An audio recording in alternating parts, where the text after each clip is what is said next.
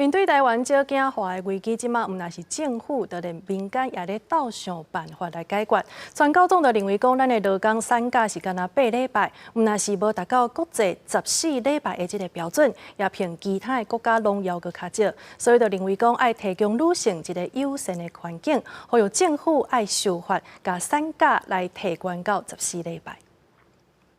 我们目前的一个制度，特别在劳工的部分是8周。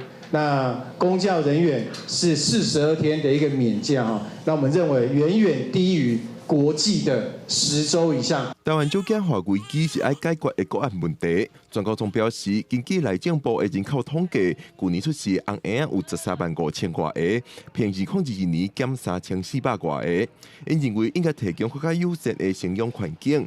亲像台湾目前产假只有8个礼拜，应该提悬到14个礼拜。这个主张也得到在野党立委支持。瑞典啊、挪威、爱沙尼亚等等北欧国家，相对比较长的状况，它的儿童新生儿死亡率是比较低的。其实已经不是你给他多少的津贴，而是你怎么样让他没有后顾之忧。那个时间他要适应他身为人母，然后身体的变化、心理的变化。 全高总表示，根据国际劳工组织伫2000年修正的母性保护公约规范，产假至少要有14个礼拜。亲像日本、新加坡这寡国家，拢已经提悬到14个礼拜以上，显示台湾产假规范无对国际潮流进步。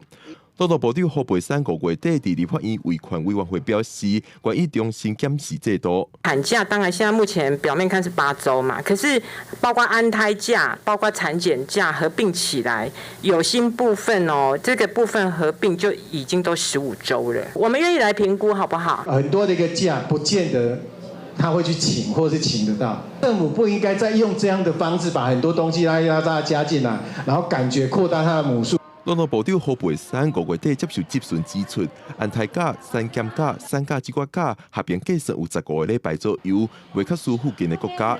但是全高总批评，这寡假的性质甲产假无同，袂使合并计算，呼吁中央爱重视增加产假的诉求。记者林玉凯台北报道。